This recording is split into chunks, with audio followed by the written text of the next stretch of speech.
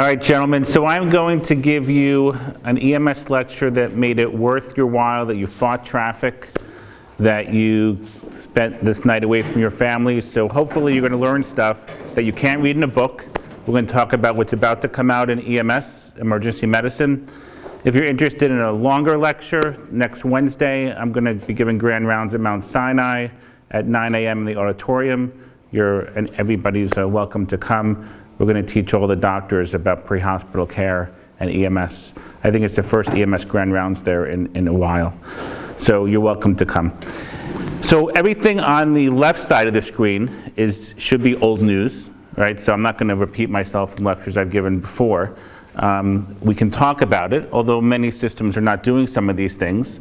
We're going to kind of bypass some of this to talk about things on the right side and how they're new and different and what's going on. I can tell you the hot topic in the literature right now around the world is something called whole blood. If you don't know what whole blood is, you should know about whole blood. If you don't know it, you're in the 99% of people, including doctors, who've never heard of it. I was just speaking with the chief medical officer for Mount Sinai, and I sent him the articles because he never heard about it. But I can tell you that this is what people are writing about the last 3 months like crazy. And here's why. In World War I, World War II, and the Korean War, everybody who was in hemorrhagic shock got whole blood, meaning simply the blood you have in your body. And then in Vietnam, we made a big mistake. We started breaking down blood into components, meaning packed red blood cells, meaning plasma, platelets, cryoprecipitate. We did this for multiple reasons. One, because the blood banking industry got really, really big. And two, because we realized we had a lot of cancers that we just discovered that only need one component or the next. But indeed, what we learned, and again what we're learning now, is we've been doing the wrong thing for a long time. So John Holcomb, somebody who's mentored me, who's probably one of the most famous military trauma surgeons in the world, he's the one who came up with this philosophy of 1-to-1-to-1 for people with hemorrhagic shock. Well, we're talking about people who are bleeding in their chest and their bellies, right? Or vice versa, their chest and their bellies. And he said for every 1 unit packed red blood cells you give platelets and plasma 1-to-1-to-1 ratio. And now he says he was wrong. And now he says what we need to do is give people whole blood. The problem is most people don't manufacture whole blood. Most hospitals don't give whole blood. 1 unit of whole blood is equal to a mass transfusion protocol. There's 4 people in the United States outside the hospital that are giving patients whole blood.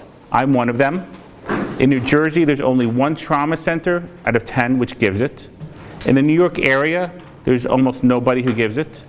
And outside the hospital, it's me, Texas, and North Carolina.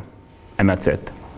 There's only 19 centers in the entire world, and these are trauma centers, hospitals, which give people whole blood. This is everything that your blood normally has: cryoprecipitate, plasma, platelets. This is what people need who are in hypovolemic shock. It's very interesting that in Vietnam, when we started giving patients components, that's when we started to see like abdominal compartment syndromes, ARDS, lots of diseases. So now we realized how we're doing the wrong thing for people in hypovolemic shock. And indeed, you can get people whole blood outside of the hospital. Again, there are 4 of us who are doing it right now, but only 20 centers in the entire United States. But what have we been taught? We've been taught the complete wrong model for hemorrhagic shock. We've been taught to give IV fluids. And I'm telling you, nothing could be worse for a trauma patient than IV fluids. Why is that? When's the last time you had a patient? Park on 70th Road, you're blocking the driveway, and she's going to tow your car. So I am parked on 70th Road. You have a black car? I do. Well, you better go before they What kind of car is it? It's like a black Yukon. Yeah, they caught. Yeah. I didn't think I was blocking any driveways. Well, I was waiting. Thanks. Oh no. It says state police. It says state police on it with lights. I guess it doesn't matter. All right. It says if you tow this car, you will go to jail. All right, it's okay. What? Put it in the parking lot. Sure, whatever you want. Just don't play with the lights and siren. No, I'm kidding. All right. So you've been taught to give people IV fluids for trauma, for hemorrhagic shock. And I'm telling you, that's absolutely wrong. When's the last time you had somebody bleed normal saline or lactated ringers? IV fluids cause something called dilutional coagulopathy, meaning they make people bleed more. So now, what's hot in the literature, we just submitted a paper about this, and people have been writing about this, and I can send you the papers. We've been saying no crystalloid. That's the latest, greatest information for trauma patients. Harris County 48, Eric Bank has led the way, and he gives, for bleeding patients, trauma or GI bleeds or postpartum hemorrhage, 0 crystalloid. He's giving whole blood to patients outside the hospital, on the ambulances. 0 crystalloid. That is the goal. Does 90% of the world know about this? Probably not. Will they in the next 15 years? Yeah, in 15 years, nobody will be giving crystalloid. Is there any reason you can't start doing it today? Well, we all have protocols to follow, but I'm here to tell you what the latest, greatest stuff is. The latest, greatest stuff is whole blood is back. Stop giving crystalloids. And it's not just for trauma patients, because what we're talking about is non-compressible truncal hemorrhage, meaning bleeding into the chest, bleeding into the belly, bleeding into the pelvis, etc. It's not the external bleeding, which you can usually stop. So it's stopping the IV fluids. 0 crystalloid is the goal. Nobody's bleeding normal saline or lactated ringers. People are trying to form clots. And when we give the normal saline or lactated ringers, you're breaking up those clots and making people actually bleed more. And I'm going to tell you, some hypotension and trauma is not the worst thing whatsoever.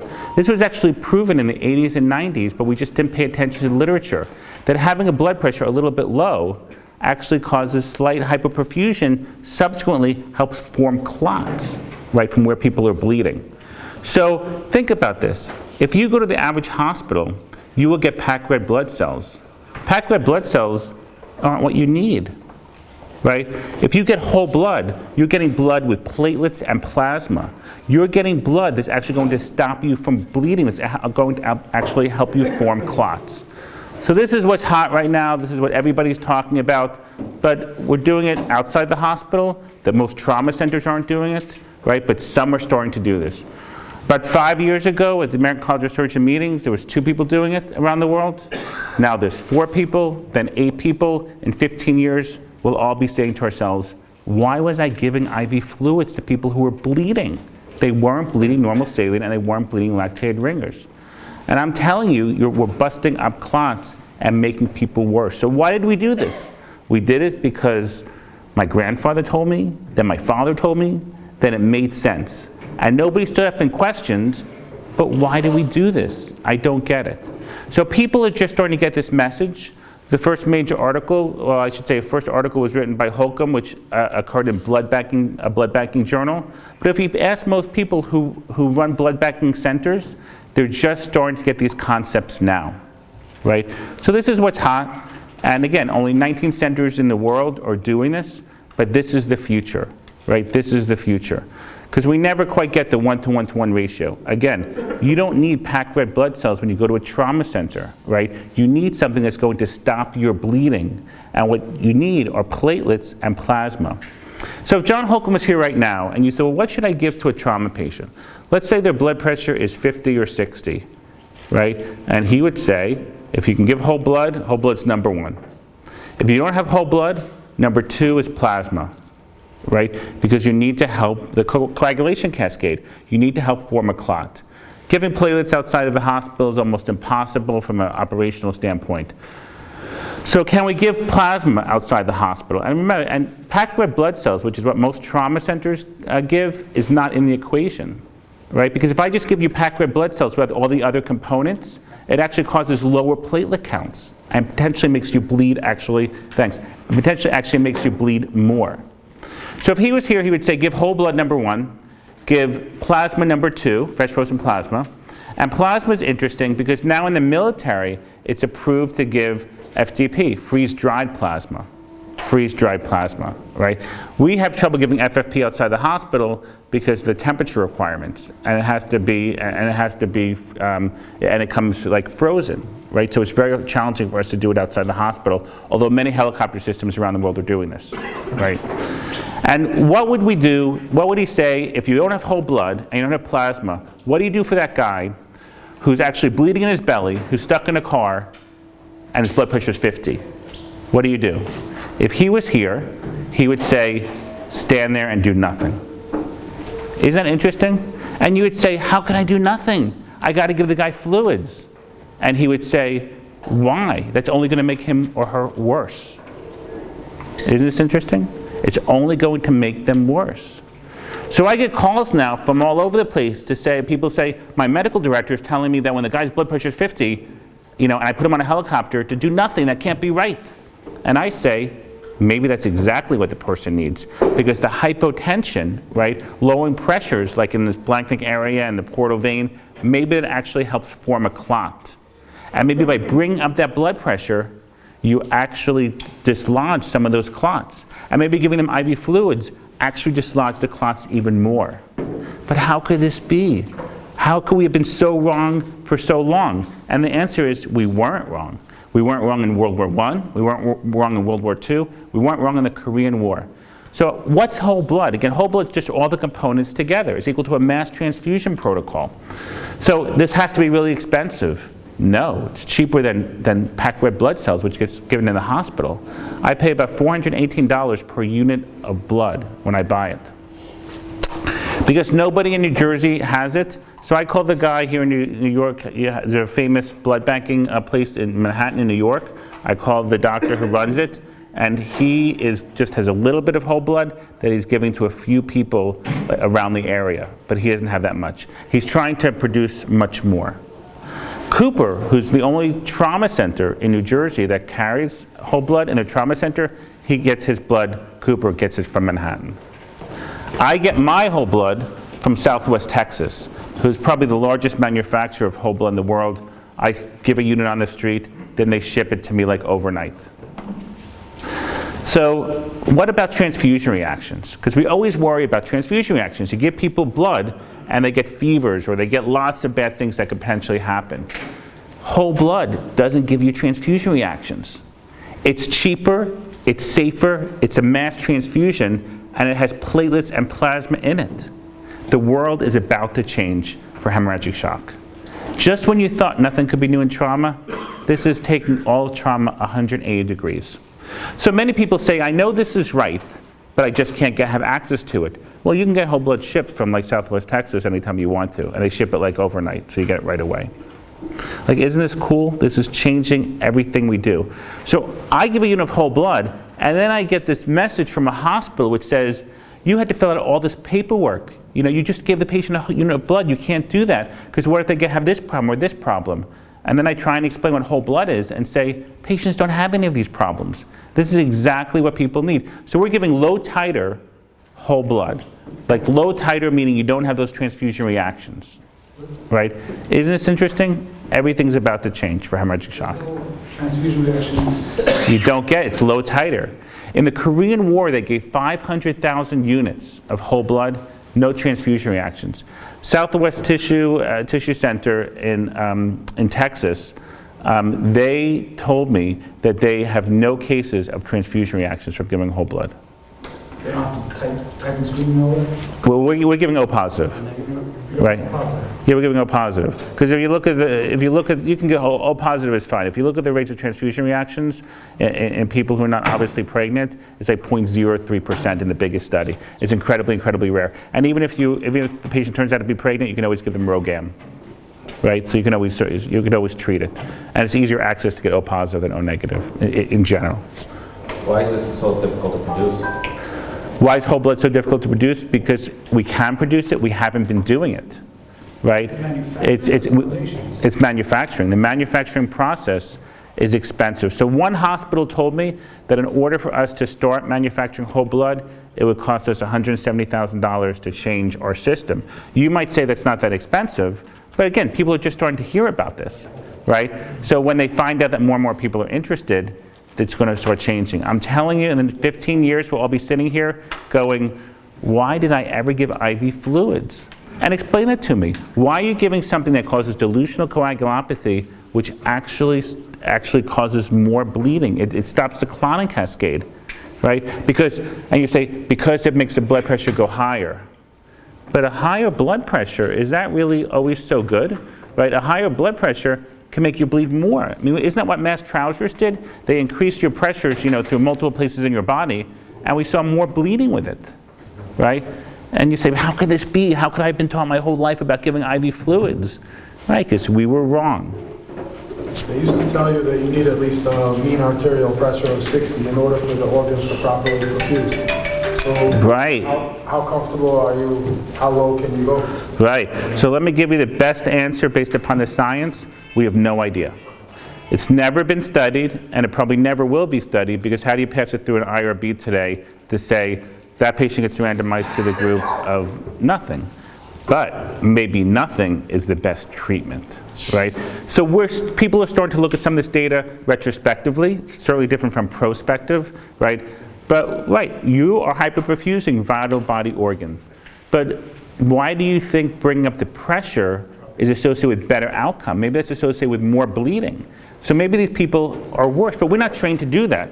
We're not trained to sit there. I was just giving a lecture at a conference, and we had some flight medics who came up to me and said, this can't be right, and it was based upon their system, right, somewhere in the United States, and they were saying, we're being told not to do any IV fluids for somebody whose blood pressure is 50 who's on the helicopter. And I go, maybe that's brilliant. I don't know, right? Because giving IV fluids may have been the wrong answer for a long time. So now people say, well, what about push-dose pressors? Because I've been talking about push-dose pressors for years. That's on the left side, right? So when somebody's blood pressure is low, you give push-dose pressor, you either give epinephrine or you give neosynephrine, right, to patients to bring up their blood pressure. Should you be doing this for trauma patients? Well, we don't normally give pressors in trauma, right? We do it in medical patients like septic. Why don't we do it in trauma? Well, the answer is because your catecholamine level is also already so high that giving pressors is not going to do anything. In fact, we have evidence to say that if you give people pressors, you actually vasoconstrict vital body organs even more, right? So while hypoperfusion happens under 60, if you vasoconstrict, you cause more ischemia and infarction of the organ, but you bring up the number. So you feel good about yourself when you may get more ischemia and infarction based upon just bringing up the number, right? And maybe what they need is a lower blood pressure, right? Hemorrhagic shock is changing. So, is whole blood being looked at in the pediatric population as well? Yep, everybody. I mean, it's obviously easy to study people like in the military because we have World War I and World War II data, and we have Korean War data. So we have lots of data. And not that this is related, but it's just interesting that all the side effects of blood started to really happen in the Vietnam War, like ARDS, when we started giving components, right? Meaning platelets and packed red blood cells, right? And all that stuff. So I'm telling you that there are EMS helicopters and systems out there in the world that carry packed red blood cells. They're doing the wrong thing. There are people who are carrying plasma. They're doing the right thing. Because I said, whole blood's first, although people don't have easy access to it. Plasma is second. Right, the problem with plasma is the refrigeration, right, the temperature issue. So the military now has freeze-dried plasma. The problem is the civilian world doesn't have freeze-dried plasma. Now, what's going to be better, whole blood or freeze-dried plasma? Well, that answer is easy. It's whole blood because that has everything in it, cryoprecipitate, plasma, platelets. So what about the cost difference? Well, we don't exactly know what freeze-dried plasma will be priced at, right, in the civilian world. I've heard lots of different numbers. We don't know the answer. But if it's priced $1 more than $418, I'm going to get whole blood any day of the week, right? Because that has everything in it, right? So this is really interesting. This is going to change. This is changing right now. The number one guy in the country who's doing this, paramedic Eric Bank, Harris County 48th, and he was the guy who stepped forward to say, I'm going to start giving whole blood. He did this with a lot of support by a lot of brilliant trauma surgeons. And if he was here, he would tell you that he's giving whole blood more for medical patients over trauma patients. Why? Because he sees more people with GI bleed than people who are bleeding in their chest or their belly. Plus, he's near the Mexican border, so he sees a lot of women with postpartum hemorrhage. And he's giving them whole blood. And he's giving 0 crystalloid. No matter what your blood pressure is, you're getting no IV fluids. And you know what I say to that? Brilliant. Yes. Quick question, what temperature do you need for the whole blood? I'm sorry. So that's a good question. It's because blood needs to be refrigerated. Blood typically needs to be between 2 and 8 degrees Celsius, right? So there's a few things on the market now. And one thing on the market is called the Combat Medical Box, right? And this Combat Medical Box actually keeps blood cold without plugging in the refrigerator. That's this big, so this is what I carry. And what's interesting is the bigger one keeps it cold without being plugged in for 110 hours. 110 hours. I have my docs change out the ice packs because they're special ice packs that's FDA approved every 24. But if they forget, I'm still okay. I have 110 hours. Isn't that interesting? So special ice packs, FDA approved, and it's called Combat Medical Box, right? And we put whole blood in it, and we just put these special ice packs, and then they switch ice packs out every 24 hours. How long does it last? The whole blood? So packed red blood cells typically last 42 days. Whole blood lasts on average 35 days. So what happens if you don't give it? It's no good. But what happens, but let me tell you how these guys in Texas are doing it. This is so freaking brilliant, I'm jealous. They put it on the road. And they say if we don't give it on the road, right, within a week, then they're worried that they're going to lose the blood, and they don't want to do that. So then they put it on the helicopter system, where they're more likely to give it. And in that week, the helicopter doesn't give it, then they put it in their trauma center. Because they figured by that third week, it's going to expire soon, we got to increase the chances of us giving this because we don't want to be out the money, right? Isn't that brilliant? The problem is, many of us don't have that ability to do it. So if we, I usually give whole blood, but some months I don't, and then it expires, and we're out the $418, plus the shipping cost is even more expensive. But it makes sense, it's saving lives, this is the future.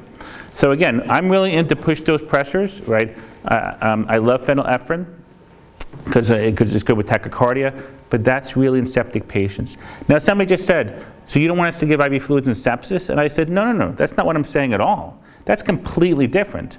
I don't want you to give IV fluids in non-compressible truncal or torso hemorrhage, right? So people who are bleeding internally, where you can't easily hold direct pressure on it, that's the people I don't want you to give IV fluids to. Septic patients need IV fluids. People who are hypotensive from sepsis, they need IV fluids. Now, what's the role in giving pressors to these patients? That's a long discussion. But I usually err on the side of giving my pressor a little bit earlier. So if you're in septic shock and your blood pressure is 50, I'm giving push dose pressors to you over and over. And it's usually phenylephrine because that's less tachycardia than the epinephrine, right? Would you say the same thing for GI bleed, same category as trauma? In terms of the whole blood? Yeah. Withholding crystalloids or pressors? Yes, absolutely. Non-compressible bleeding, right? Absolutely. And this is what Eric Bank is doing in Texas. He's doing this more for GI bleeding because that's who he interacts with more. Now, and he's not just doing it for people who are trapped in cars. He's getting people line of sight and just jumping in, and when they have low blood pressure, he's giving whole blood. And then what's ironic is some of these people are going to trauma or tertiary care centers, and they're getting IV fluids, going backwards. And then they're ordering mass transfusion protocols because they don't have whole blood. So then they get packed red blood cells. Well, that's okay if platelets and plasma are coming right behind it, your mass transfusion protocol. If it's not, and you're in a hospital where your platelets and plasma take a while, now you're going to start to get low platelet counts because you're just giving packed red blood cells, right? So this is changing dramatically. More people are publishing papers. We just submitted something to a journal, and this is getting more and more popular now. No crystalloid. Yes? I feel like you're going to be running into a brick wall, so to speak, that if you're going to be giving whole blood on the bus, how many of these hospitals are going to change over as quickly as we are possibly the EMS system, that the second you walk into a hospital, any type of patient, the first thing they're doing is popping a large bore IV or popping on a line and just giving fluid. You're totally right. We actually published a paper a few years ago now called the SITS trial, Second IV in Trauma Study. And we showed a second IV in trauma is worthless. Worthless. No more people get IV fluids when you put 2 IVs in versus 1. And now I'm telling you that if it's trauma, you don't need the fluids anyway, right? Now, the process of change is painful, right? When we stopped putting people on shortboards, it was painful and nobody died. When we stopped putting everybody on longboards, it was painful and nobody died, right? Every time we change, but what happens in life? EMS leads the way, right? We push hospitals to do stuff because EMS does it first, right? There are plenty of places where pre-hospitally around the world, they're giving push-dose pressors, and they get to the hospital and they don't do it, right? That's called being behind the times. Or there are plenty of places which are still giving that terrible drug which starts with a D, dopamine, right, to patients, and it makes no sense, right? So right, this is the process. You know, in the old days, years and years ago, the hospital did it first, then EMS did it. But we're getting too smart now in EMS, so sometimes we're doing it first, and the hospital follows us, right? So somebody just has to push the envelope. So we're all on this journey together. It's going to be a painful process, but little blips around the world are getting this and starting to do it. Do you think New York City is going to have an issue putting whole blood on a bus because the proximity between hospitals? Sure.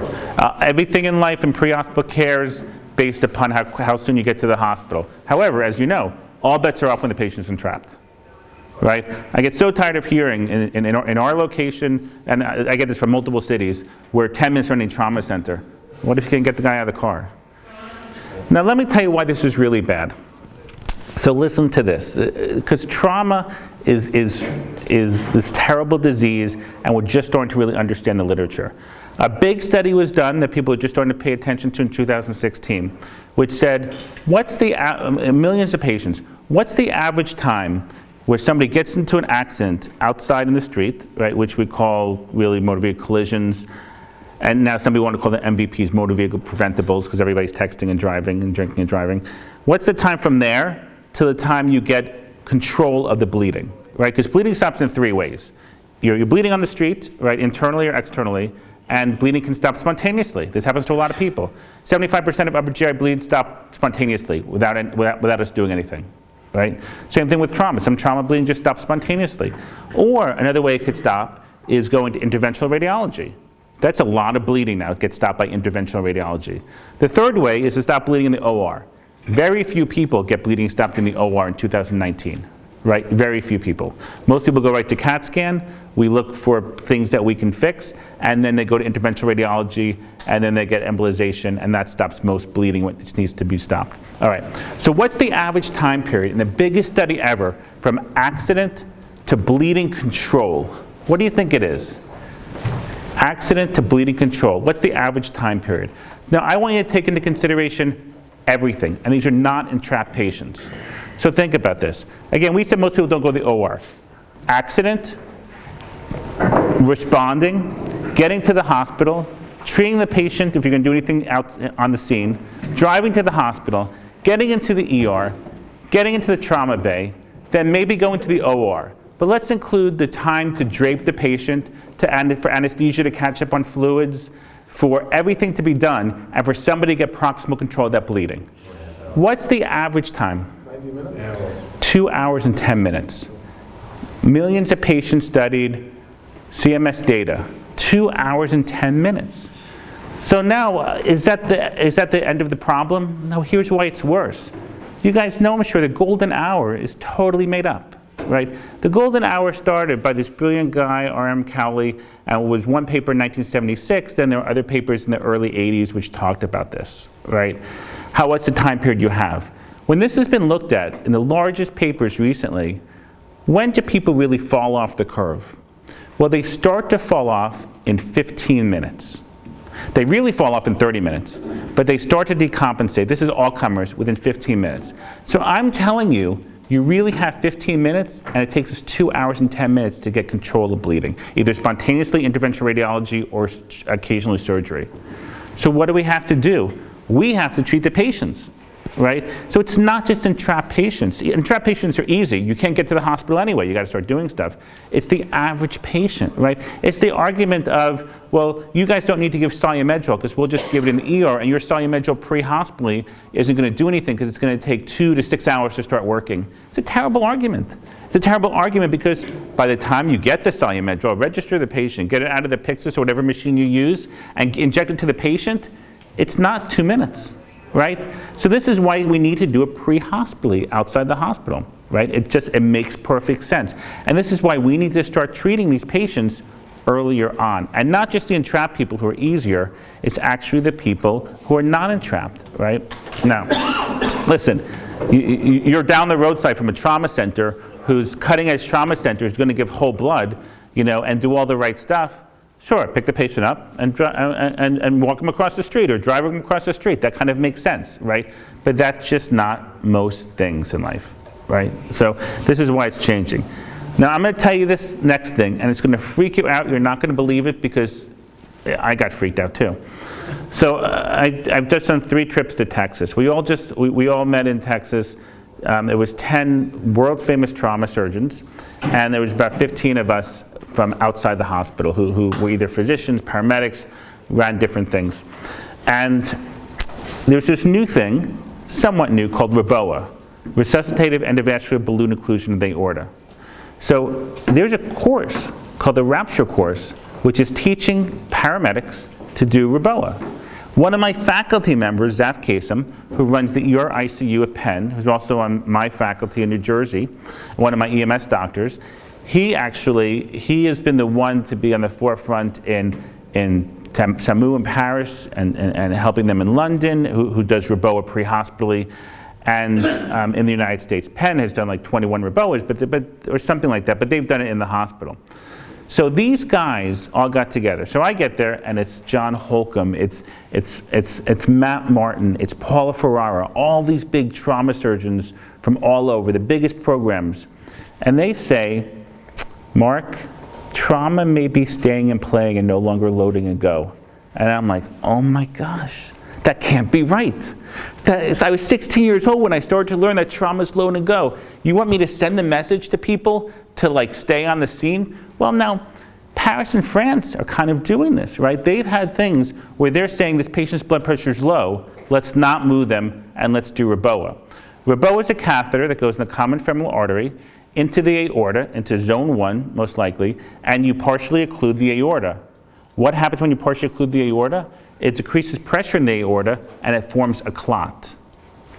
Because just think about this. If you grab the trauma patient and you run to a trauma center, they're bleeding. The only bleeding that really bothers me is bleeding I can't put direct pressure on. And we all get like a false sense of the patient's okay because they're 20 years old, they have 2 liters of blood in their belly, and their heart rate's normal and their blood pressure is normal, right? Those are the people you worry about. This is why mechanism still matters, right? So they're doing this. I don't know that they're right, I don't know that they're wrong. I think it's kind of interesting. And I think that there's a lot of smart people there who are doing this, who are staying on scene. So we did this cadaver lab, and again, Zaf Kasem is going around the world talking about the Rapture course and doing this. Because they want paramedics to do REBOA.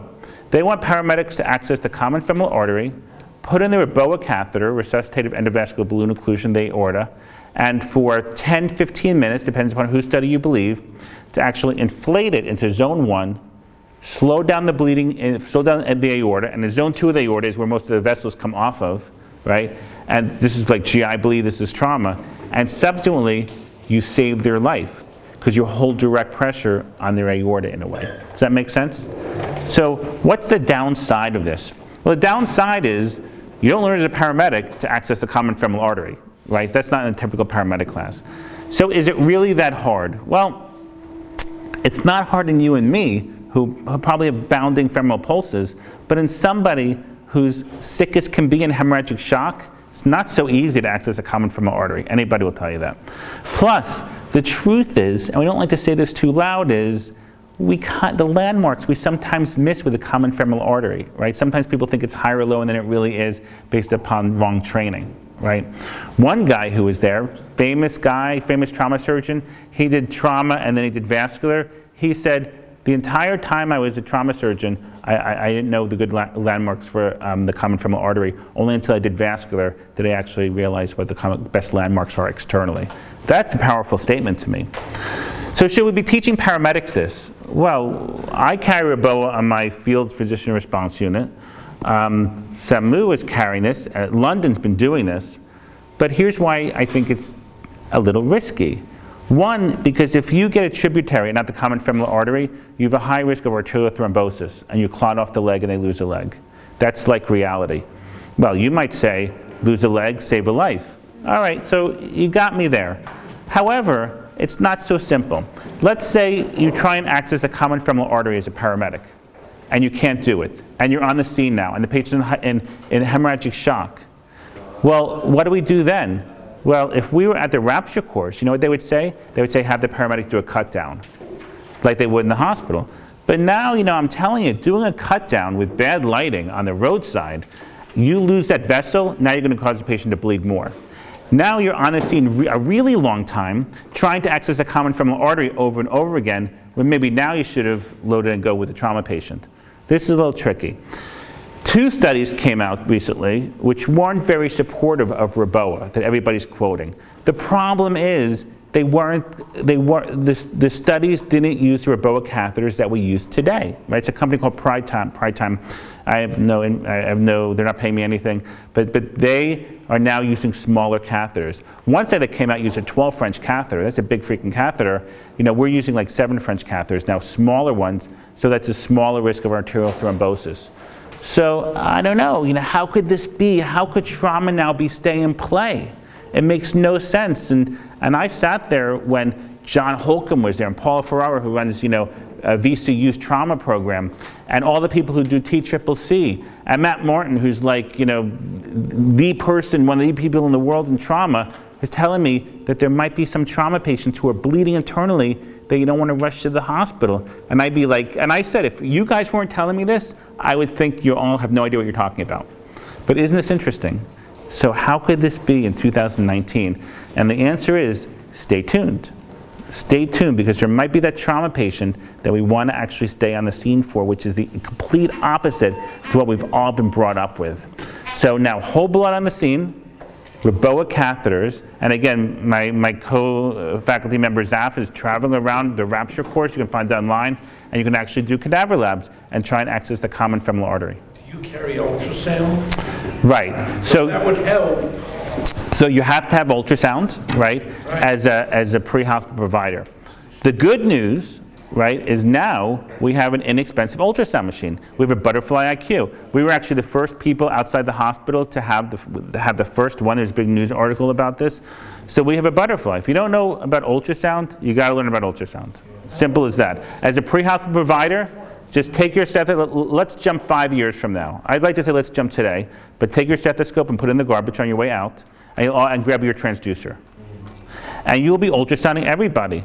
Here I got a guy short of breath. I can tell you what's wrong with him in 30 seconds. I can look at his heart, pericardial effusion, pleural effusion, pneumonia, acute decompensated heart failure. By the time the X-ray tech comes and shoots a film, that's absurd, right? That's the 80s, right? This is 2019. So I have docs now who are buying their own ultrasound machine. How could they do this? How can they afford it? Because it's only $2,000. And you don't have to pay that money all at once, right? You don't have to pay that money all at once. So this is the future. And there are plenty of paramedic systems throughout the country now which are ordering Butterfly IQs for all members, right? This saves lives. And why is the Butterfly IQ so special? Here's why. I should have brought one tonight. I forgot. Because it plugs right into your smartphone. You just got a transducer. It plugs right into your smartphone, and you see the images. And it's one transducer that does everything in the body. You don't need to keep switching it. Isn't that really cool? So now the patient's short of breath, you walk into the ER and say, yeah, he's got B-line, he's got a little pleural effusion, his heart, there's no pericardial effusion. And they would say, who are you? I'm the same guy that has a Butterfly IQs. Why don't you guys all have them? Right? Now there are other products on the market that are going to come out, so I'm just giving you, I'm only giving a trade name because it's really the only one on the market that's small. Right, because my first ultrasound pre-hospital cost $29,000, which I got on a grant, which is a Nanomax, which is really big. But it's this big, you recharge it, you put it in your pocket, and you throw away your stethoscope. One day we'll all be doing this, right? The price will keep coming down. Here's what's also really good about the device. You can actually, when you get the images, they go right into the cloud. So if one of my docs right now is on the roadside and actually ultrasounding somebody, I can see what they're freaking doing. Right? So think about this. I joked with, I got a doc who actually wrote the article on pediatric appendicitis by ultrasound. So I said to him, let's go into business, buddy.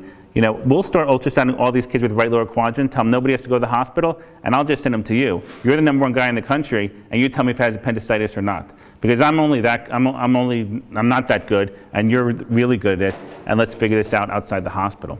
So, this is really freaking interesting. Butterfly IQs for everybody, throw away your stethoscope, 2019, right?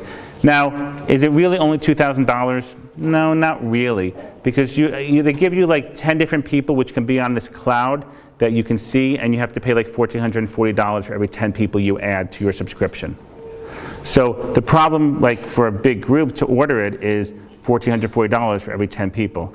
I ordered them for a big EMS providers, and I said, we don't have that kind of money, and we readjusted the price a little bit. But 10 people. AL systems that have medic student managers, nurses? Because I know helicopters are medic and nurse, but. Yep, they're pre-hospital systems which carry. Medics Yep, absolutely. I don't think the train a medic do. Right, so it depends, but most courses can be as little as 4 hours. Yeah, it's about a 4-hour. Lennox does a 4-hour course that I took for pre-hospital sonography. Yeah, and by the way, there's so many images now online that you don't need to show up so much to a course. You just need to show up for like the operations, the knobology as we call it. But you can find 1 million pictures online of doing echocardiograms, 1 million. And when we're doing echoes, we're not doing these complicated measurements of like the aortic valve. We're looking for wall motion abnormality. We're looking for pericardial effusion. We're looking for squeeze with PEA. So you get there and you see no cardiac function, go home. Go home. Right? And let me tell you what's really scary. This will freak you out too. There was just a study which showed 35% of people who have asystole on the monitor have cardiac function, cardiac squeeze. 35% of asystole patients. How could that be?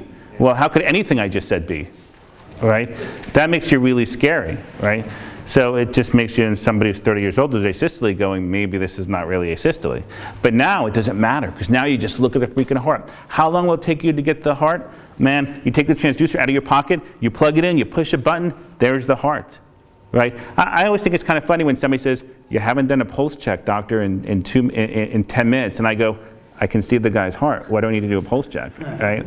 Right, it's a different way of thinking now. It's a different way of thinking. Let's go back to the common femoral artery. Sorry, because I sort of took it off topic. So if you have the ultrasound, then is it still as difficult, quote unquote? Right, so the problem is checking your common femoral artery won't be hard with an ultrasound. Somebody who's in a hemorrhagic shock, who's bleeding out, it still can be challenging. So now you're there, you're on scene with this patient because somebody's taught you that, man, this patient's bleeding out, you've got 20 minutes to get to the hospital, you gotta stop this bleeding. So you gotta put Reboa in. You got a 7-inch French catheter, you went to the Rapture course, which is about teaching paramedics to do Reboa, and now you go, I can't get it. When are you gonna stop trying and go in the ambulance? And now let's say the patient goes into cardiac arrest. You're gonna say, man, I should have just not done it. Right? But let's say you get it right away, and now you go, I made a good decision. These are not easy answers, right? That girl in Paris who, we did, like, there's a whole slides about her. She lost her leg, but she lived, and her blood pressure was 50, and she was in a terrible blunt trauma, right? But she lived. What would have been her outcome if she had gone to the hospital? Well, the hospital wasn't right around the corner, right? It wasn't that far away, but it wasn't right around the corner. So I tell you, the first time I heard trauma can be stay and play, it like freaked me out. But again, that's what they do in Europe, and everybody dies. Well, right. So people always criticize me, and they always say, be careful when you say this is what they do in Europe. Because what you really mean is, this is what they do in certain places in Europe, right? This is what they do, this is what they do in Paris, right? CME. This is what they do in London, right? So there's certain places in Europe that do this. Even the pre-hospital physician model is only certain places in there. But, these are places that are starting to give whole blood. Right? I mean, there's only 4 of us in the United States who are doing this outside the hospital, 20 centers. This year, the American College of Surgery meeting, there'll be 25. Next year, there'll be 30. Then there'll be 50. Then 15 years from now, we're all saying, why did we ever give IV crystalloid? Right? So I kind of hyperbolize, if that's a word, a little bit, and I go, what's that terrible, terrible thing that we do to patients that starts with a C? Crystalloid. Nobody bleeds crystalloid. Stop doing it. Eric Bank, Harris County 48, 0 crystalloid for trauma. 0 crystalloid. You did it because somebody told you this was right. And nobody stood up and go, why am I doing this again? And then somebody who sat in front of the class, who looked really good in their long white coat and had gray hair, said to you, you got to get that blood pressure up. Really? Don't I care more about good outcomes than getting the blood pressure up? Even with the push-dose pressure, getting the blood pressure up and causing more ischemia and infarction to the vital body organs may be the wrong thing to do. So here we are. It's 2027 now. I'll make something up. We got a trauma patient here. We got a trauma patient right here. We're going to start whole blood. We're going to give 0 crystalloid. We're going to grab our ultrasound. We're going to ultrasound him en route to the hospital. Or maybe we're going to ultrasound him, see it coming from the artery, and we're going to go, it's 30 minutes to get to the hospital from wherever I am. I'm going to sit here and put a Reboa in with a 7 French catheter. Now, the Reboa literature, again, is concerning, right? Because there are articles that say this is not a good thing to do, and there's papers that say this is a very good thing to do. So we're still in the middle of some confusing literature, but with that said, lots of people are supporting this, and some people are naysayers. You know, this literature needs to develop, and we need papers with 7 French catheters, not 12 French catheters. Is this the right thing to do? I know it's a high risk for arterial thrombosis. I'd rather lose a leg and save a life, right? So this is just things people are talking about, but the hemorrhagic shock model is changing, and that's what we should all kind of know about, right? Is this Rapture course coming to New York? He does it all over the place. So I know he does a course every 3, 4, 5 months. And he does a bunch on the East Coast, so he's traveling around. Yeah. But, it's an expensive course because you got to go to cadaver lab, you got to get ultrasounds, you got to do it. And by the way, for Reboa, there's a Reboa, I forget the name of it, but it's a Reboa simulation, right? That you got to buy specific for the Reboa. So when we went to Texas and did it, it was kind of cool, but I just kept thinking, these guys are saying to me that they want paramedics to do common femoral artery cut downs if they can't get access with a catheter. And I go, gosh, that's just so freaking dangerous. And outside the hospital with bad lighting, to have somebody with a scalpel in their hand trying to dissect down the come from. 30 years ago, it was done by medics. Yes. So fair enough, but now you're just talking about the masses doing it, right? And so it's the person it's not the person who works every day, all day long, that makes me nervous. About anything, right? It's a person who doesn't do it that much that makes me a little nervous. And I think, that's what we have to think about. And by the way, if I was designing a perfect system, Reboa is not where I would start. I would start by giving less crystalloid. I would start by trying to get whole blood. And we're talking about systems around the world. And I would try, and if you can't get whole blood, which you may not be able to get, I would try thinking about getting plasma, right? And if you can't get plasma because it's operationally difficult, then freeze-dried plasma, once it's available outside the military, will be an interesting choice. But maybe you just do nothing. And that's really hard to just stand there and do nothing when the blood pressure is 50 and the patient's bleeding, right? Because then, what do you really do? The EMTs are freaking out why we're not doing anything. Yeah, and listen, so what happens if the blood pressure, so listen, there are some people who are saying, if the blood pressure is less than 60, I'll try a fluid bolus of 500 mLs and see what happens. Other people are saying, these are all very smart people, that's crazy. You're doing that based upon no science whatsoever, and you're causing delusional coagulopathy, you make people bleed more. And I say, you got no science either way, but pressures may be the wrong thing to do. We know that. All right, cool stuff? Yeah. Are you freaking out? No, I'm ready. All right, so that's Reboa. So check this out. So we just talked about butterfly IQs. You can go online tonight and you can buy yours, right? I think a little bit of a wait, but you buy yours, and you should do it, right? Because, I don't know if there's anything in regulations that say you can't do this, right? And the ultrasound somebody. Oh, there's nothing that says you can't do it. Right. So, and I tell you, ultrasound is based upon one thing, doing a lot of them. The more ultrasound you do, the better you become. It's as simple as that. It's not complicated. You guys could be experts at doing, gallbladder ultrasounds if you just did it enough with enough practice with somebody who knows what they're doing standing behind you.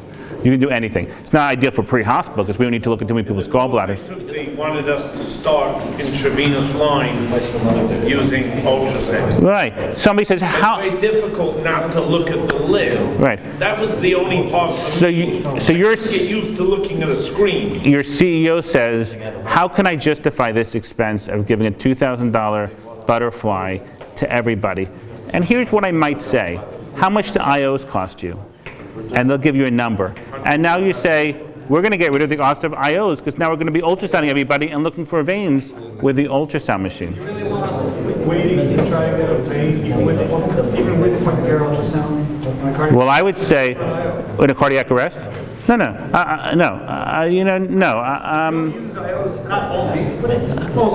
Right. I'm going to tell you, so let me tell you this. If you are skilled at using a butterfly IQ, you'll say to me, why would I put in an IO? I can get a vein with the ultrasound with my butterfly IQ just as quick. Right? Now you can't say that now because you push a freaking button, the IO goes in. But man, if that butterfly was like your left hand or your right hand, and you could 30 seconds to figure out why the guy's short of breath, right? How great is that? You can look at wall motion abnormality.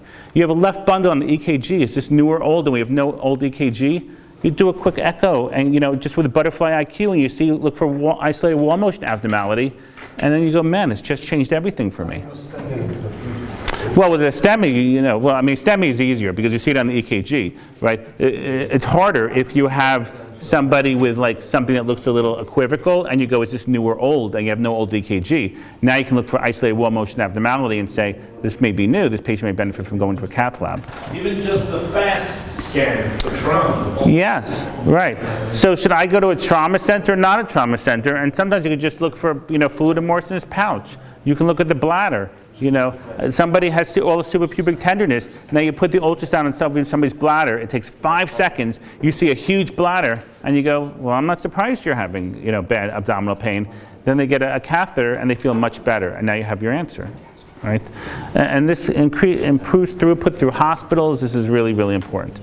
All right. So we talked about the importance of doing ultrasound, right, outside the hospital. We just published the first paper of doing transesophageal echo outside the hospital, TEE. So here's the problem of doing transthoracic echo, like with the butterfly IQ. The problem is if you're doing CPR, we know that you should never interrupt compressions. The number I always quote is for every 5 seconds you interrupt compressions, survival goes down by 17%. So don't interrupt compressions for anything in the world, right? Don't interrupt. So when the studies have come out recently to say if you have a transthoracic echo and the guy's in cardiac arrest, you're going to interrupt compressions by looking at the heart. So how do you avoid that? And the answer is a brand new product called a disposable transesophageal echo. This has got to be a big deal. Not at all. The patient's intubated. I can put it down the esophagus in 3 seconds. You can too. It's hard to miss, right? So why is this important? Because we're not doing good CPR. In 2019, we still don't know how to do good CPR. And when we look at this, we're compressing over the left ventricular outflow tract a lot during cardiac arrest. So we're impeding forward flow for people in cardiac arrest. No wonder our survival rates are not that good. So now I say to you, hey buddy, you're doing CPR, move your hands 2 inches to the right and 2 inches more caudad. And you go, what are you talking about? And I go, I can see the heart. I can see where you're pressing, and you're pressing on the left ventricular outflow tract, and you're impeding forward flow. Now, forward flow improves because you're pressing in a different spot. Make sense? Now, none of this was a reality until they came out with disposable TE, right? The problem is the disposable TE, one, is $80,000, so it would be hard for every paramedic to have it. Number two, it's a big, bulky machine, but the probe is disposable. So you kind of get how we couldn't do this if the probe needed to go to the hospital every time and be cleaned. So you have a disposable probe. What's exciting now is the company has a new prototype that's 1/10 of that price, which is yay big, and this is a step in the right direction to getting this in the hands of emergency departments and pre-hospital providers. Are TEs something that the ERs are doing? Well, there's this whole project called resuscitative TEE. These are ER physicians around the world who are doing TEs in the ERs in every cardiac arrest patient. So this is not that bizarre. Just maybe you haven't seen it. There's all these people in ERs around the country, right? Although it's a smaller group who are doing this, because transthoracic echo or ultrasound interrupts compressions, right? So this doesn't interrupt compressions, right? Because you got the probe in the esophagus, it's a better view, and you can continue doing compressions. Make sense? So we just published the first pre-hospital paper, more to come. All right, you ready for this? Heads up CPR. Everywhere I go, people ask me about heads up CPR. So there's big conferences in EMS, right, for docs. There's the NAMSP, National Association of EMS Physicians, and there's Eagles. Eagles is run by Paul Pepe, right? And 2 days before Eagles, and Eagles is kind of cool because all the medical directors of major cities throughout the world who all get together. This year there was about like 100 of us to talk about what's not in the literature. Just what we're seeing, what we're publishing before it gets out there. And people just like have conversations. And you're shocked that some big systems around the world are way behind and other smaller systems are way ahead. It's all dependent upon a lot of different things. So 2 days before, something called Eagles Creek, where we all get together and just talk about what we're doing. And this year, Paul Pepe presented the first big paper in Heads Up CPR. And he's in Critical Care Medicine Journal. And this paper showed a significant increase in survival by doing CPR with your head up. But it's more complicated than that, because you can't just stick the head up. You have to gradually put it up 20 degrees every couple of minutes. Can you imagine doing this? So there are pictures online, because you have to have some sort of mechanical device doing CPR. You have to have an impedance threshold device, although there's another paper coming out about this that you may not need to. And the patient has to sit up, right? So eventually you're going to be doing it at a 90-degree angle?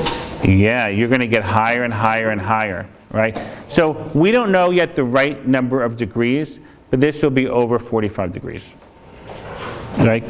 So how could this be? Because you're sitting there thinking what I would be thinking, which is, but if I sit the guy up, doesn't he get less blood flow to the brain? But that's not it. Why does this work? What's the best answer? And the best answer is so simple. It's that if the more you sit up, the lower your diaphragm is, the more perfusion you get to your lungs, and the better your chance of a good outcome. Right? So that's why this seems to work, Heads Up CPR. The issue that's kind of funny is there are companies that started to come out with devices about doing Heads Up CPR right as the paper was published. So let me pretend I'm Paul Pepe a couple of months ago talking to the group. I, by the way, presented Reboa and presented transesophageal echo to all the medical directors.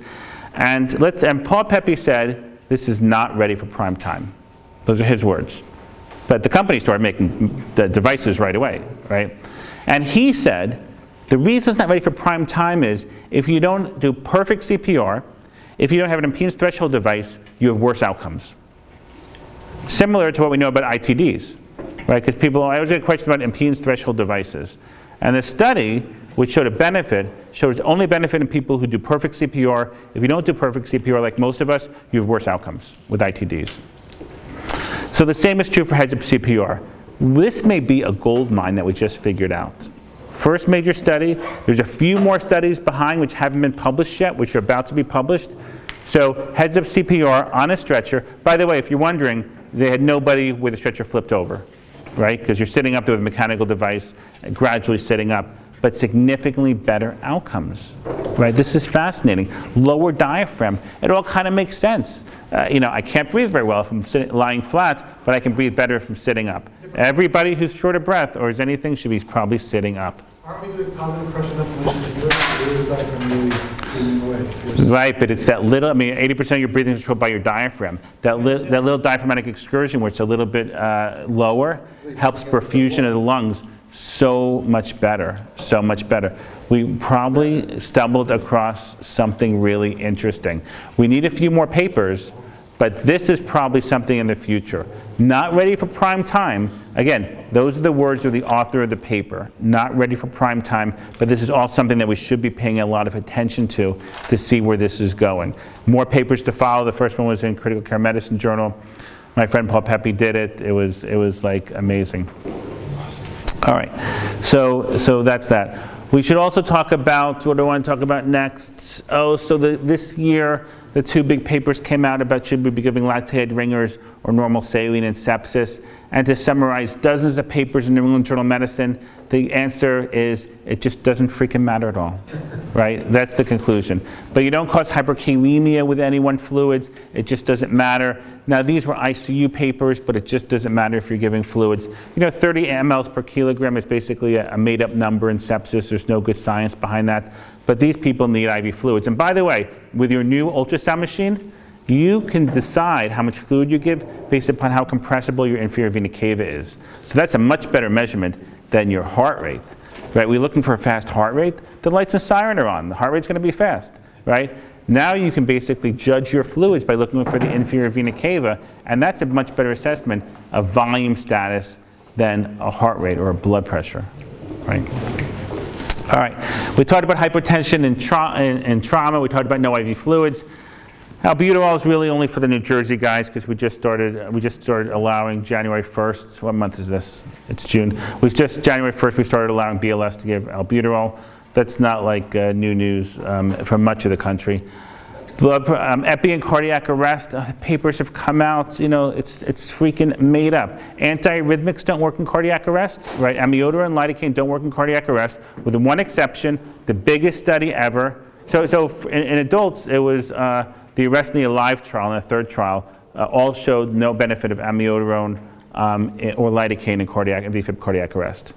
The only thing we did show is the biggest study came out about 2, 3, 4 years ago of kids in VFib cardiac arrest, which we don't see that much, but we do in post-op cardiac kids. And you know what it showed? Lidocaine 1.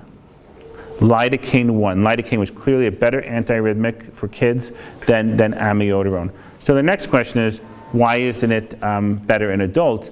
And the answer may be because kids and adults go into cardiac arrest for different reasons, and adults have fixed lesions, so it may be too difficult for any one antiarrhythmic to work.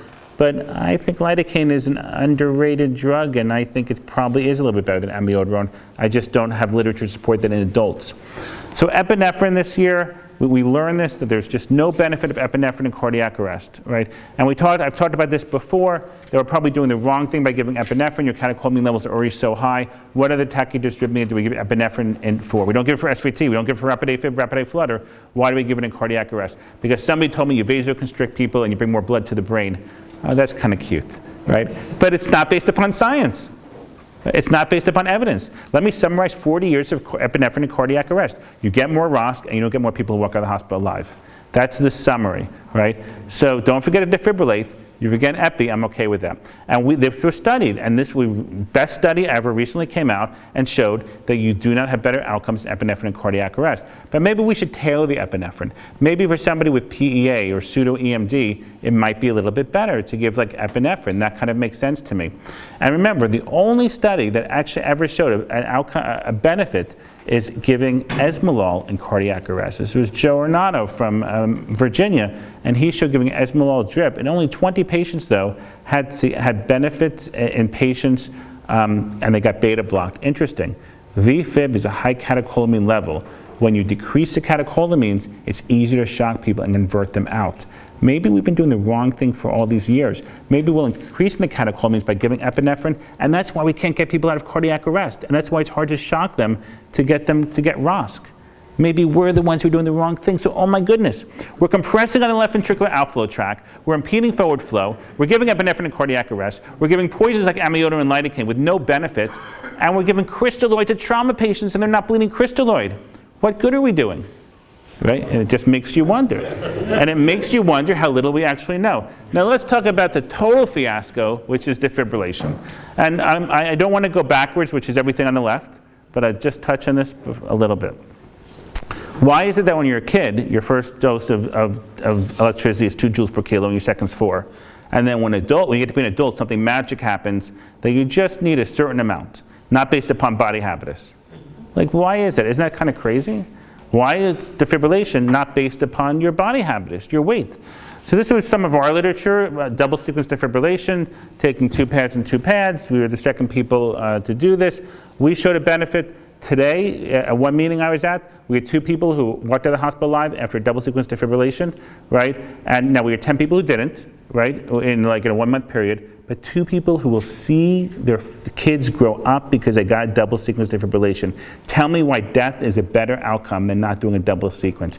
Because you don't get your manufacturer warranty on your device.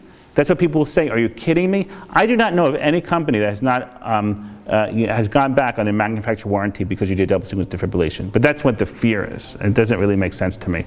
So a double sequence defibrillation seems to make sense to me, but we don't know how many joules to shock people at. And if you look at all these smart people who are saying, why is double sequence defibrillation work? I think the answer is that you have extra vectors around your heart, right? So you have more vectors, you're getting more left ventricle, because, I don't know, you put 2 pads on somebody, are you going to get the PMI? Are you going to get most of the myocardium? Are you going to get most of the left ventricle? I don't know. It depends how bad their heart is. Do they have cardiomegaly? Do they have all these other conditions which have shifted the heart? You may not be getting the heart. So what about just using bigger pads? Right. Well, all the way around or something like that instead of... Yeah, so I'm not a physicist. Right? Whenever I ask these people, smart people from some of these from some of these companies, they tell me that technologically it's very challenging for them to make a monitor or pads with multiple vectors, with multiple things. There's some reason from a physics standpoint, you just can't, it's very challenging for them to do. And all these people have PhDs that I don't know what they're talking about, but they just said it's just really hard to do. And we don't think that it's the electricity, because really when I say 720 joules, I'm lying to you. It's not 720 joules, because joules aren't additive like that, right? I just do it because it looks good on camera, right? But really, it's just the extra vector that seems to make a difference. And maybe that's the answer. Maybe you just need more vectors. Listen to what a doc I had just did. He didn't have 2 defibrillators. So he actually had somebody in VFib, persistent VFib arrest, and he was shocking. It was the 10th time the patient was being shocked. He just started moving the pads a little bit. And then finally, after the 13th shock, he got ROSC, and the patient walked out of the hospital alive by moving the pads. It's the vector we're messing up. So we don't know how much to defibrillate. We don't know where to defibrillate, right? Every time we do ultrasounds of the heart, we're not doing continuous compressions. We know that for every 5 seconds you interrupt compression, survival goes down by 17%. We know that. And here's where, this is another source, we're talking about this today, we do our journal clubs and we do Facebook Live, and we had this discussion today. Cardiac arrest is so freaking confusing now, because we've all been taught trauma is load and go, which I'm telling you is kind of interesting, and medical cardiac arrest are stay and play, because once you move the patient, the end-tidal CO2 goes down and there's worse outcomes. So you don't move the patient, you stay there. All right, what if they're a 40-year-old guy and they're in persistent VF? And you've learned that staying and treating the patient is better outcome than moving the patient, because we don't do good compressions when moving people. But the hospital across the street has the ability to do VA ECMO. 40-year-old salvageable, no cancer, no metastasis, no terrible comorbidities, and that hospital can do VA ECMO. Shouldn't we risk the patient having a worse outcome, poor perfusion, to try and get that patient VA ECMO in the ER?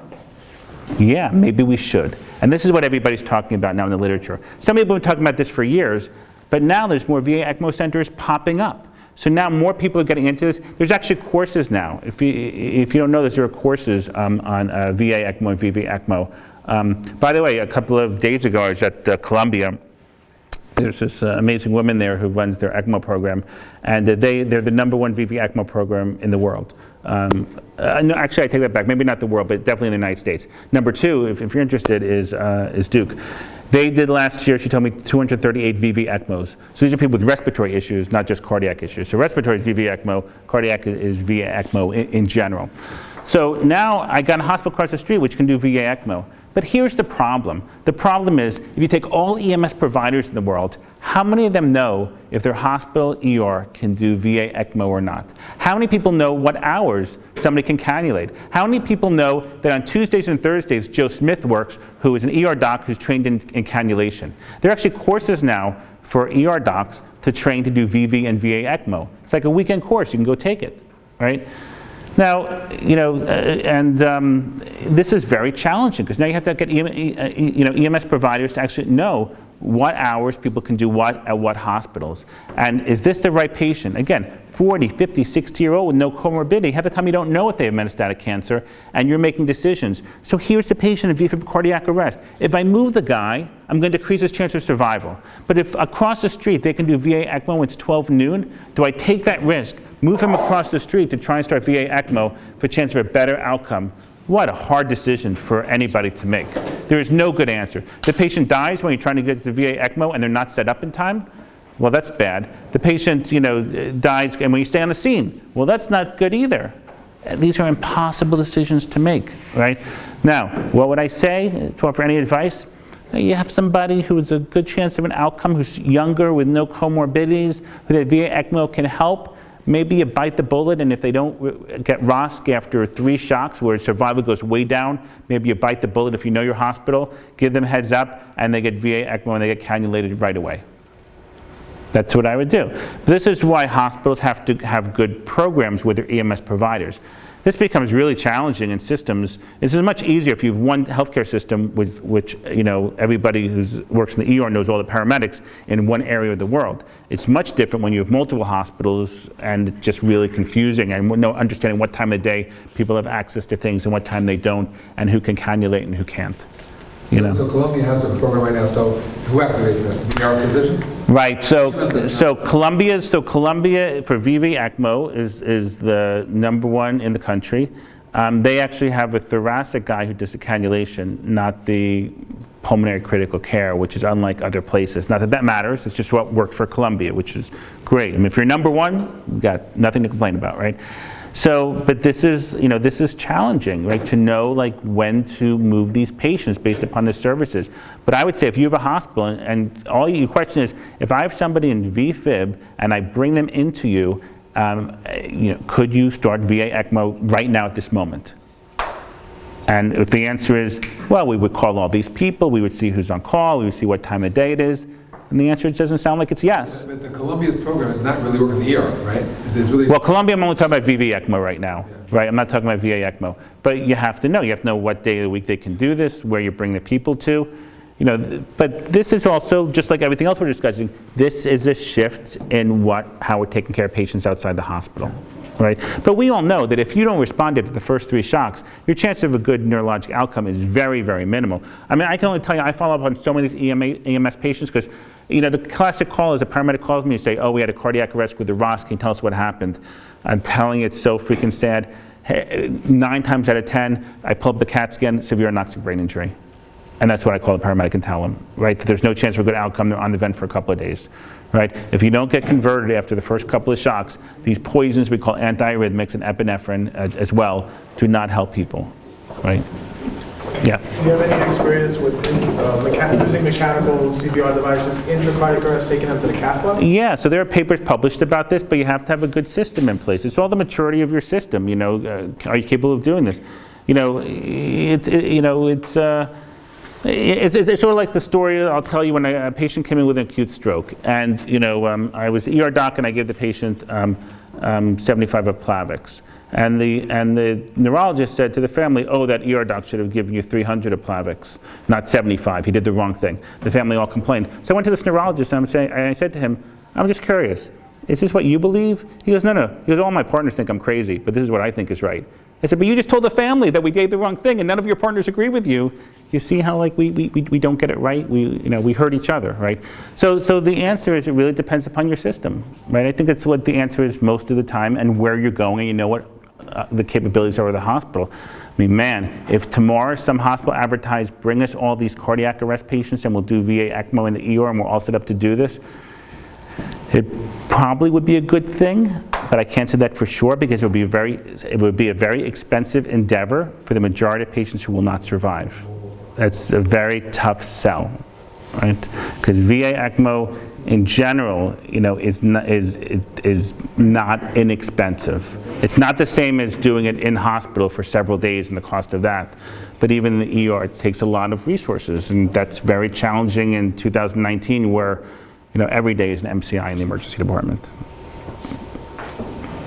Other questions about this? So let's try and figure out what we are doing well.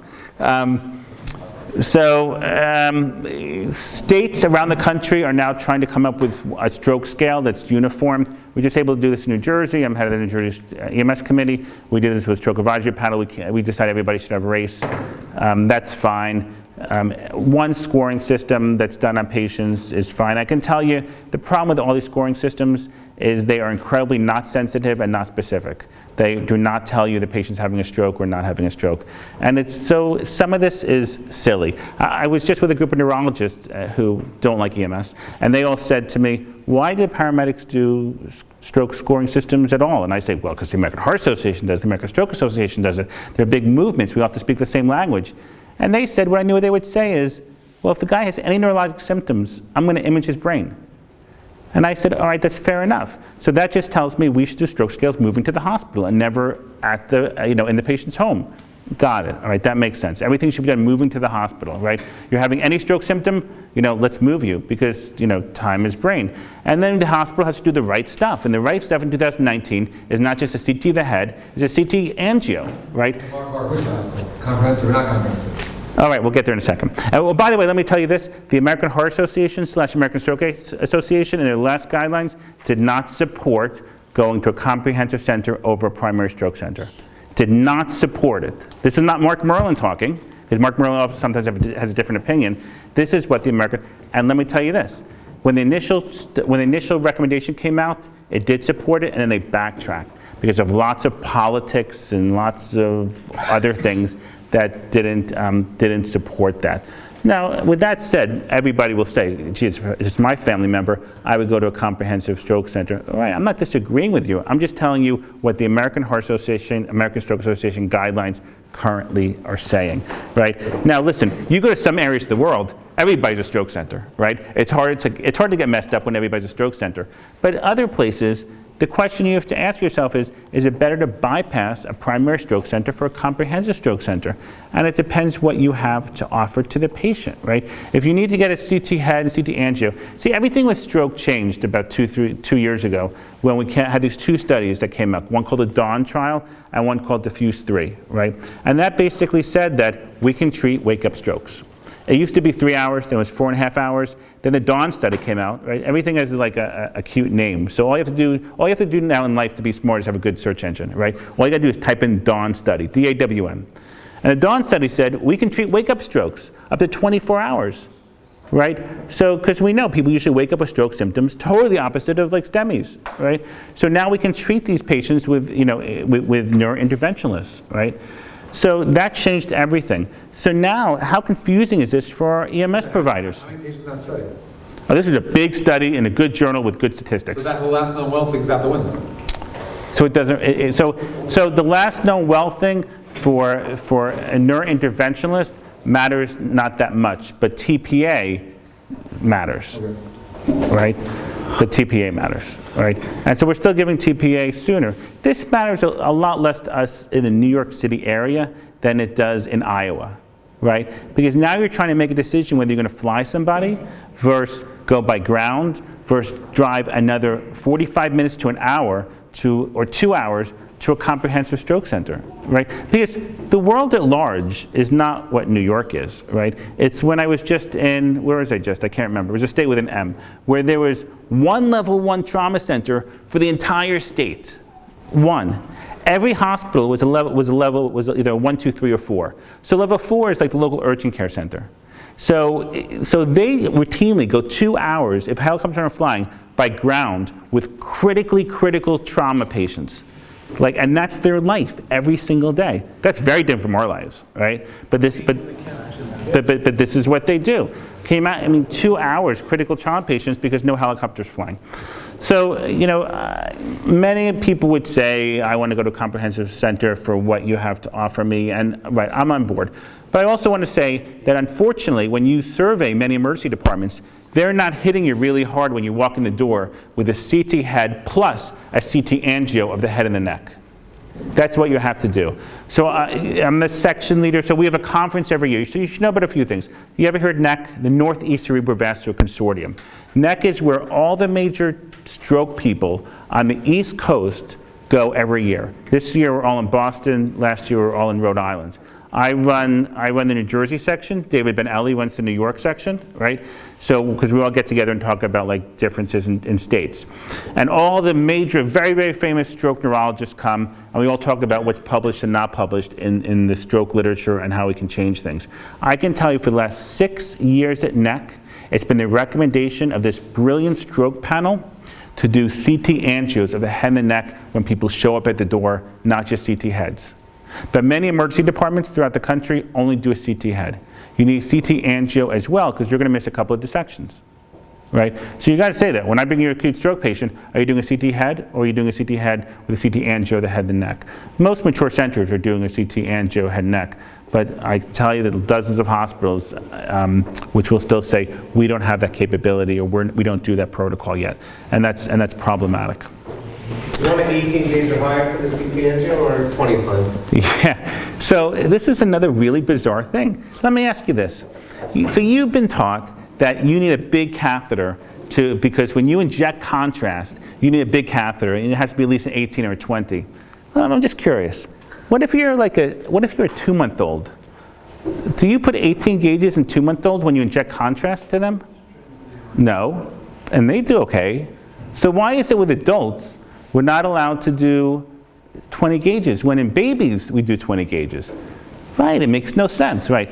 So what is the difference? The difference is the auto-injector of the machine, pumping it in, versus a handheld injection of the contrast. So when somebody says, now we can't do our study because you didn't put an 18 in, say, of course you can do your study. You just push in the contrast with your hand as opposed to auto-injecting it. It's still okay, right? And I tell you what the scary thing is, I've seen patients and heard stories all over the country where somebody got delayed going to CAT scan while people were trying continuously to put an 18 gauge in when they could have gone over right away and get a handheld push of the contrast, and they would have gotten their imaging test and they waited and it turned out to be an intracranial bleed. Because how do you tell the difference in 2019 from a bleed versus stroke? Can you tell the difference by looking at somebody and examining them? Not really. There was one paper which looked at this, which was actually pretty okay, which said in general in all comers, people with intracranial bleeds have higher diastolic blood pressures. And if you're altered, you're more likely to have intracranial bleed versus stroke. That's it. That's it, folks. Nothing else. So if somebody's hemiplegic right now, I can't tell. And you say, well, they're 220 over 120. All right, but 220 over 120 long-term can cause a stroke too, right? So, a higher diastolic trends more toward intracranial bleeds. And, this is why we don't give aspirin pre-hospital to strokes, because we can't tell if it's an intracranial bleed or a stroke, right? Make sense? Right? And this is why we do CT angios of the head and the neck, because we want to make sure we're not missing a dissection and giving TPA to a dissection, which is a bad outcome. Hemostatic dressings, this is all, Stop the Bleed campaign. It's a really good campaign. We talked about this today. It's got like all these benefits. But, here's the bottom line. If nobody ever put a big bulky head dressing on somebody, that would be great, right? Throw away all the big bulky head dressings. If somebody's bleeding, I'm going to know they're bleeding, right? So I don't cover up wounds, period. I don't spend too much time outside the hospital trying to clean out a wound, because if you're really a dirty wound, you're going to go to the OR and get pressurized fluids for like 10 liters. A little bit of dirt in a wound doesn't hurt anybody for 5 or 10 minutes, right? Because you're going to go to the OR, you're going to get it washed out, high pressure irrigation. But big bulky head dressings, how often around the world have we taken our big bulky head dressings and found a liter or two of blood in it, right? So if somebody starts to bleed again, I want to know about it. Every one of my doctors has had somebody who had a fistula that popped, who exsanguinated because somebody didn't hold the right pressure. Because in an MCI situation, the military, tourniquets make perfect sense, because you got multiple patients. But what if you only have one patient? If you only have one patient, still the best first thing to try is one finger on the hole, right? Take a 4x4, fold it and put it right over the hole, and oftentimes that will work. And I can tell you that in the big picture, in the big world, throw some TXA on top of it and put it right on, right? And now we have several studies recently which talked about not just topical TPA, not just IV TPA, but a TXA. yeah. Can we rewind? So TXA, not just IV, but topical. So let's talk one more time about TXA. First, you should read our article. We wrote it last year. It was GEMS puts out the top 30 articles of the year. This is number 4. We looked at all the TXA literature, and we are big fans, right? So what's new in TXA? 2 new studies are about to come out. One is CRASH 3, right? That's about to come out. It's on, I believe it's second revision now in New England Journal of Medicine, if the last thing I heard, and that will be a big supportive study. The other study that's about to come out will be for intracranial bleeds giving 2 grams of TXA IV. 2 grams IV for intracranial bleeds with better outcomes. We have an old study from Neurosurgical Journal about 10 years ago which showed a little better bleed. Now let me tell you this, around the world people are doing this like crazy. This is like the 19th year the military has been doing it. So about 6 months ago, a friend of mine called me who is a neurosurgical nurse at I forget if it was Northwell or Stony Brook, and said, I have 4 people on TXA drips right now who have intracranial bleeds because the neurosurgeons here do TXA drips on all these people with bleeds. And I said, you made me so freaking happy, right? That makes sense to me, right? So that makes sense to me because you get decreased hematoma size, and that's what people believe. Other people still, they're slowly coming along. I asked Holcomb recently, right? So the guy, John Holcomb, I said, summarize for me in 1 sentence to tell people of when you should grab TXA. And he said, Mark, in all comers, it's simple. If I'm reaching for blood, I'm reaching for TXA. All right, and that's the guy, right? That's the guy. So you don't want to believe Mark Merlin, you believe John Holcomb, right? Because he's the one telling everybody to give whole blood and stop all crystalloid. So that kind of makes sense to me. So it's the same thing pre-hospitally. If this is somebody, if you had the ability to give blood to, this would be somebody who you should be giving TXA to. Because we have several studies now which say you don't need abnormal vital signs to go ahead and just give TXA. Now, I don't think TXA should be given to every patient who's got a little bleeding. That doesn't make sense. I certainly think topical TXA for a lot of things like nosebleeds it makes perfect sense and works very well, particularly like hard to control nosebleeds. But you know, a gram of TXA when I'm with a sick patient makes perfect sense, and intracranial bleeds will be in the future 2 grams with everybody, right? So you're going to say pre-hospital, I don't know if somebody has an intracranial bleed. You know, it's going to be hard. You have somebody with significant head trauma. Is it right to give TXA outside the hospital? Well, the literature doesn't answer that question. All right, what time is it? So 9 o'clock. All right, I'll let you guys open up any questions. What else? Anything you guys want to talk about? You're allowed to disagree. Right? I mean, throw me a softball first and then disagree. So you say, so no more epi? You say no more epi? Right, I mean, in proper trial, I mean, they said a proper trial said epinephrine was not associated with a good study perspective, not associated with any good outcome. And it was a nice, statistically well-done study that was really a summary of 40 years of research. So I think the conclusion is I wouldn't give epi in like a VFib cardiac arrest, but maybe like a bradyasystole or something. It makes sense to me to speed it up. Maybe a PEA, it makes sense to me to speed it up. And you know my pet peeve based upon one study. Again, all you need is a good search engine. You just type in the Littman study, Littman, and that tells you that there's no such thing as PEA. It's PEA plus what's on the monitor, right? You have PEA with somebody with a perfect like rhythm, you start to think maybe the guy's just too hypertensive for me to feel a pulse. If they were in the ICU with an A line, we'd be giving fluids and pressors. But because they're pre-hospital, you know, we want to start cardiac arrest, which is really kind of silly because cardiac arrest is associated with a bad outcome. If you're treating hypertension, you could say, but I don't know what's going on. And I would say, buy an ultrasound machine. Right? Now you know that you see the heart, there's good squeeze, but you got no distal pulses, right? And they're too hypotensive. Think about how much that's going to change outcomes, right? Before you would do CPR. Now you're going to take a look at the heart and you're going to say, boy, the blood pressure is 50, right? Just because you know there's no distal pulses, and I see good squeeze. So let me just try and fill the tank. Right? You'd be okay with fluids then, crystalloids? Yeah, because this is not non-compressible hemorrhage. Right. I'm only okay. I'm only saying crystalloids is probably the wrong answer in people who are bleeding, right? Not the people who are septic. You know, nobody else, right? And bleeding from medical or trauma, and that's the future. I'm saying you wouldn't know if it's the same internal bleed. Could possibly be you can have a PEA or whatever you want to call it. No. Right. I mean, you could, but you know, the average PEA is not because of internal bleeding, but you could have hypovolemia from hemorrhagic shock, and that could lead to PEA. Sure. But if the patient's dead, you probably want to pump full, because you said don't pump or fill a crystalloid just to get blood pressure. But when the patient's dead, I think you might want to pump for food, just. Well, you have to define what you mean by dead. You mean in cardiac arrest?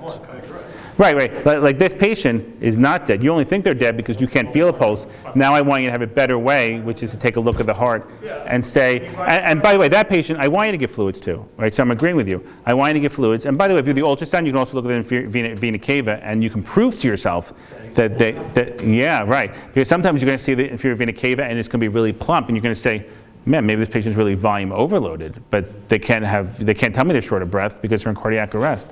And maybe this is not the patient I'm going to. But same thing with hypovolemic shock, from bleeding. Because, the IVC may be completely collapsible, right? And again, that's the future, right? Although some people are getting ultrasound machines now. What's simpler is than everybody buying an ultrasound machine is putting one on a vehicle. So if you have a big system where you have multiple people rotating through, like on an ambulance, you get one butterfly for $2,000. Maybe you save some money on the back end with putting in less IOs, and now you can do all this cool stuff. Would you push those epi for a PA then? Yeah, I would, but that's Mark Merlin talking, not the science, right? So because I'm a big believer in push dose pressors, phenylephrine, or if you don't have that available. And by the way, I'm a big believer in pre-mixed ones, because we're buying pre-mixed it's not any more expensive than mixing it yourself, and obviously less room for error. So pre-mixed phenylephrine or pre-mixed epi. Phenylephrine is a little bit better for tachycardia. The problem is I'm getting all this information that one or the other one's about to have a distribution problem, so we won't have it anymore. So that's why you probably need to have both available, so when one's not available, you can just immediately go to the next one. But yeah, I'm a big believer that you never resuscitate people on drips. Period. I'm a big believer that if you're in acute decompensated heart failure, by the time you wait for the nitro or tridal to get to the tubing, it's tomorrow, right? And we all start too low, right? I usually start at 100 mics a minute. People are starting at 10. That's just absurd. That goes against every paper that's published, right? So big doses, preload reduce them, afterload reduce them a little bit, but push dose nitro. They're an acute emergency. You don't resuscitate people on drips in acute emergencies. Vasopressin in hypovolemic shock? Yeah, you have no great science. You have a couple of smaller papers which talk about vasopressin plus steroids plus a couple other things. That was a really interesting paper that I don't have a good explanation. Why would steroids and vasopressin work for some of these people? But vasopressin is just ADH, just antidiuretic hormone. So you're not diuresing, so it brings your blood pressure up. But that's not the hard question that we're exploring. The hard question is, just because I can bring somebody's blood pressure up, does that mean it's a good thing? Right, that's what I think we should be thinking about. I went from 60 to 90, so now I feel good. But is that associated with better outcomes? That's the hard thing now for hemorrhagic shock, the new model. The blood pressure is 60. Why do you want me just to sit there and not give crystalloid when I can make that blood pressure go up? Because you're diluting out clotting factors, right? Maybe we've been doing the wrong thing. Maybe just standing there is associated with better outcomes. Right? But I get it. I feel good too. 60, 90. All right, I feel good. There's listening to a podcast that talks about it. When fluids isn't working on septic shock, they're talking about vasopressin, which I've never thought of. Yeah, so vasopressin is, again, you can't be allergic to it because it's in your body. And generally, most people are giving Levophed first in all comers. And then the second thing they're usually going to in some big studies is vasopressin. But I can tell you there are critical care programs in the city here who are training on vasopressin first. Right, and other people are training on Levophed first. We just I don't think we have a good idea, and I think the answer of when to give it in sepsis is still not completely in. Do you give it? Traditional answer is you fill the tank first, then you go to your pressor.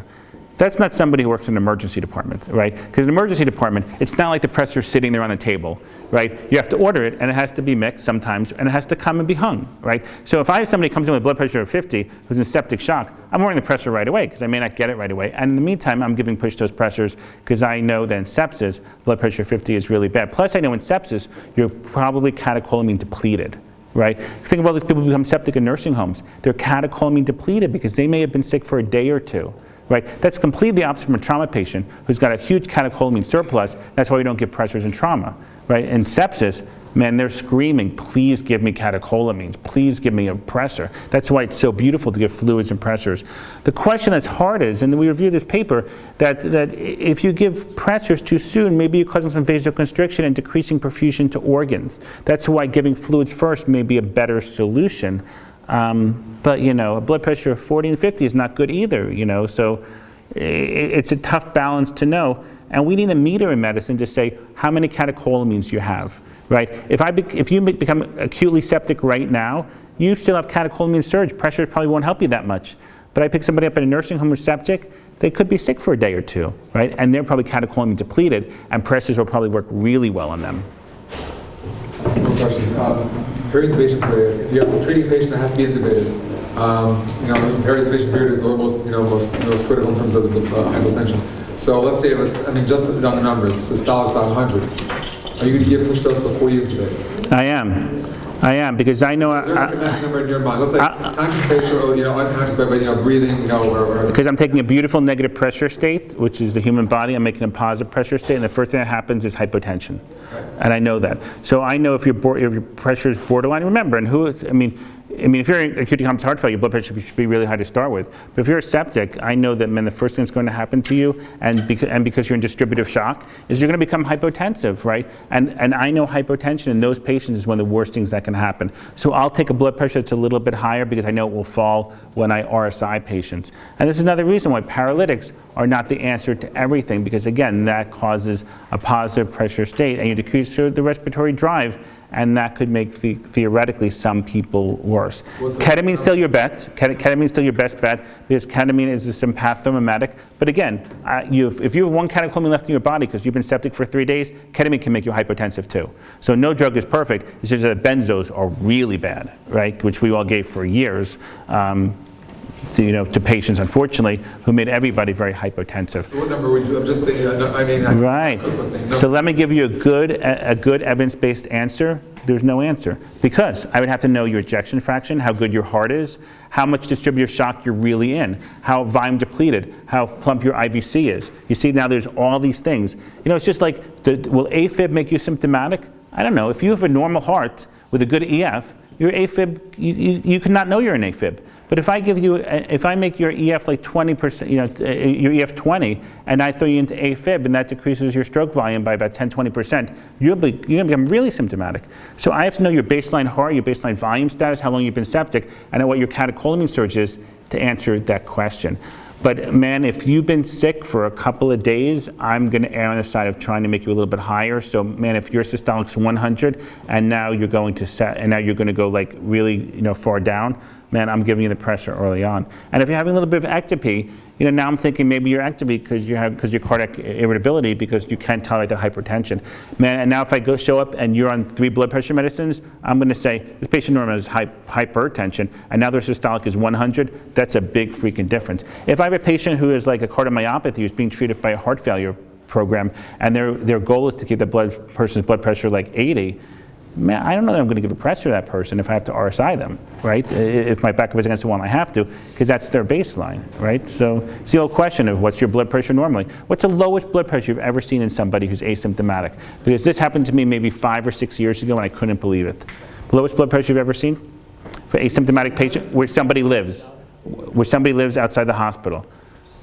50 pal. 50 over 30 was me. 50, right, me too. 50 over 30. It took many, many years for this to happen to me. No. This guy was a runner. My guy was a dialysis patient. That was his baseline. He's there and he's talking to me like he's fine. And I'm getting ready to put a cortis in and call this guy septic shock and throwing everything at him. And I speak to his nephrologist. He calls me, he goes, Mark, you're never going to believe this. This guy lives at 50 over 30. And I say, what? And he goes, I know, I can't believe it either. And the guy's totally asymptomatic. So the answer is you got to sometimes believe people when they say this is where I live, right? Because wouldn't you freak out about that, right? The lowest blood sugar you've ever seen for somebody, this is a bad game to get into, but the lowest blood sugar, so in the hospital, the lowest one I've ever seen for somebody who was completely asymptomatic was a young girl whose blood sugar was 17. And I'm like, it can't be, not a diabetic. 17, completely asymptomatic. After the 4th time somebody's rechecking it, I go, all right, maybe I should believe you, right? 17, why does that happen? Who knows, right? Okay, other questions? Okay guys, thank you very much.